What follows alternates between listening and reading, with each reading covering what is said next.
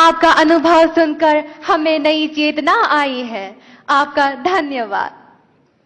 Honorable Prime Minister, sir, R. Akshara Siri lives in the Rangareddy district in Telangana. She is in quest of a significant subject and looks up to you for directions. Akshara, please put forth your question. माननीय प्रधानमंत्री जी, सादर नमस्कार। मेरा नाम है are Akshara सिरी। मैं जवाहर नवोदय विद्यालय रंगारेड्डी हैदराबाद की 9वीं कक्षा की छात्रा हूँ। मान्यवर, मेरा प्रश्न है, हमें अधिक भाषाएं सीखने के लिए क्या करना चाहिए? मैं इसमें आपकी मार्गदर्शन चाहती हूँ। धन्यवाद श्रीमान। Thank you Akshara. Honourable prime minister sir, इसी से मिलता जुलता प्रश्न रितिका गोडके भारत की हृदय नगरी भोपाल से आई हैं। वे हमारे साथ सभागार में हैं। रितिका, कृपया अपना प्रश्न पूछें। आदरणीय प्रधानमंत्री जी, नमस्कार।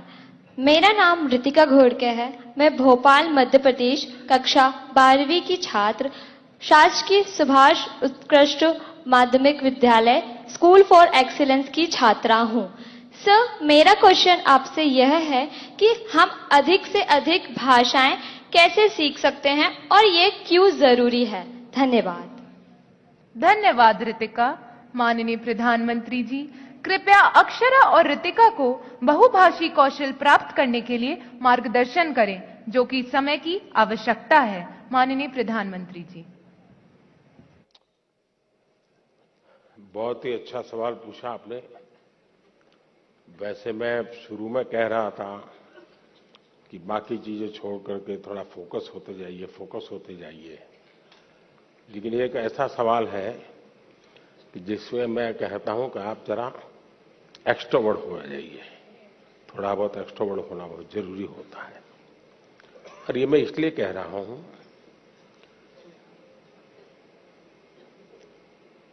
भारत विविधताओं से भरा हुआ देश है।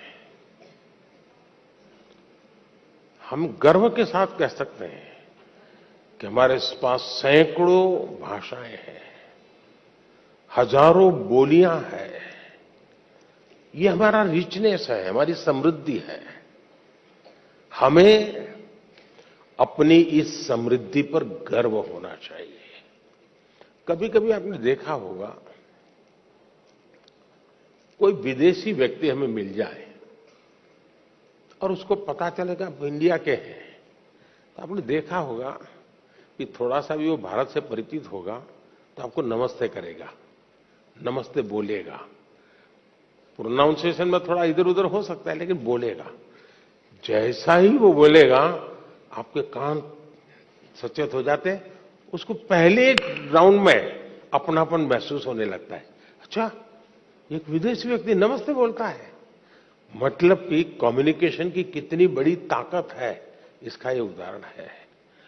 इतने बड़े देश में आप रहते हैं, आपने कभी सोचा है कि शौक के नाते, जैसे हम कभी सोचते हैं मैं तबला सीखूं, कभी मैं सोचता हूं मैं फ्लूट सीखूं, मैं सितार सीखूं, पियानो सीखूं, ऐसा मन में करता है कि नहीं करता है? वो भी एक हमारी अतिरिक्त विधा डेवलप होती है कि नहीं होती है? अगर ये होता है तो मन लगा करके अपने अड़ोस पड़ोस के राज्य की एक आध दो भाषा सीखने में क्या जाता है? कोशिश करनी चाहिए। और सिर्फ हम भाषा सीखते हैं मतलब बोलचाल के कुछ वाक्य सीख जाते, ऐसा नहीं है। हम वहां के अनुभवों का निचोड़ जो होता है, एक एक भाषा की जब अभिव्यक्ति होना शुरू होती है ना, तो उसके पीछे हजारों साल की एक अविरत, अखंड, अविचल एक धारा होती है, अनुभव की धारा होती है, उतार चढ़ाव की धारा होती है, संकटों का सामना करते हुए निकली हुई धारा होती है। और तब जाकर के एक भाषा अभिव्यक्ति का रूप लेती है। हम एक भाषा को जब जानते हैं, तब आपको उस हजारों साल पुरानी दुनिया में प्रवेश करने का द्वार खुल जाता है। और इसलिए बिना बोझ बनाए हमें भाषा सीखनी है। मैं कभी कभी हमेशा मुझे दुख होता है, बहुत दुख होता है। हमारे देश में कहीं पर कोई एक अच्छा स्मारक हो पत्थर का बना हुआ और कोई हमें कहे कि ये 2000 साल पुराना है, तो हमें गर्व होता है कि नहीं होता है? इतना बढ़िया चीज 2000 साल पहले थी, होता है कि नहीं होता है? किसी को भी गर्व होगा। फिर ये विचार नहीं आता है कि किस कोने में है। अरे भाई 2000 साल पहले का ये व्यवस्था है, कितना बढ़िया बनाया है, हमारे पूर्वजों को कितना ज्ञान होगा। अब मुझे बताइए, दुनिया की सबसे पुरातन भाषा, दुनिया की सबसे पुरातन, सिर्फ हिंदुस्तान की नहीं, दुनिया की सबसे पुरातन भाषा जिस देश के पास हो, उस देश को गर्व होना चाहिए कि नहीं होना चाहिए?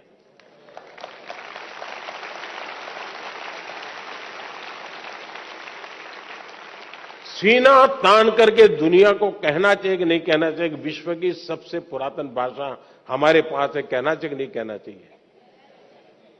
आपको मालूम है, हमारी तमिल भाषा ये दुनिया की सबसे पुरानी भाषा है, पूरी दुनिया की।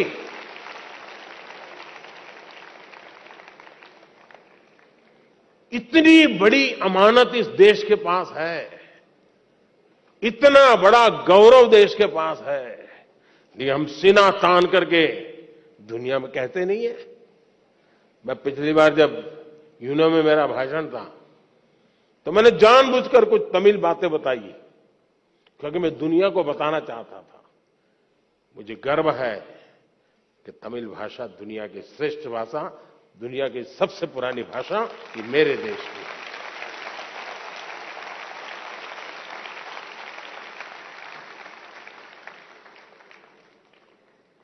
हमें गर्व करना चाहिए। अब देखिए, बड़े आराम से उत्तर भारत का व्यक्ति डोसा खाता है कि नहीं खाता है?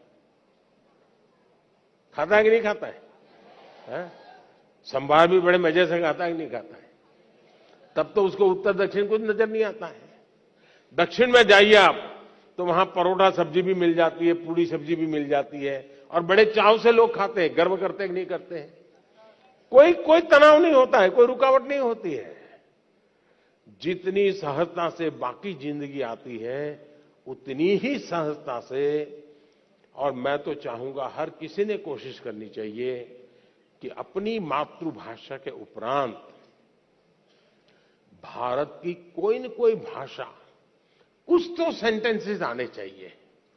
आप देखिए कि आपको आनंद आएगा जब ऐसे व्यक्ति को मिलोगे और 2 वाक्य भी अगर आप उसकी भाषा में बोलोगे, एकदम अपनापन हो जाएगा।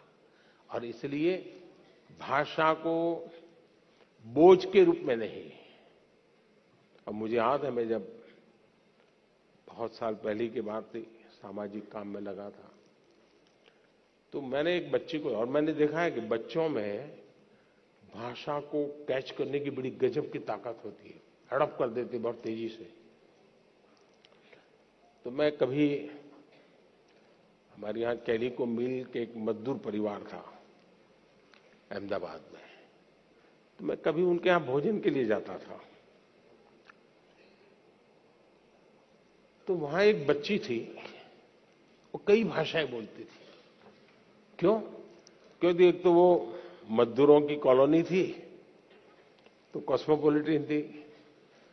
उसकी माताजी केरल से थी, पिताजी बंगाल से थे। पूरा कॉस्मोपॉलिटन होने के कारण हिंदी चलती थी। बगल में ये परिवार मराठी था, और स्कूल जो होती थी वो गुजराती होती थी।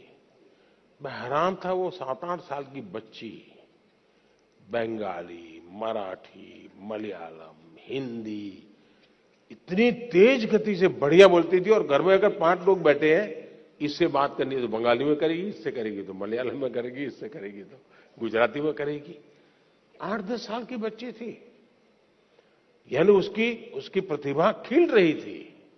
और इसलिए मेरा तो आपसे आग्रह रहेगा कि हमें अपना अपनी विरासत पे, और मैंने तो इस बार लाल किले से भी कहा था पंच प्राण की बात, अपनी विरासत पे हमें गर्व होना चाहिए।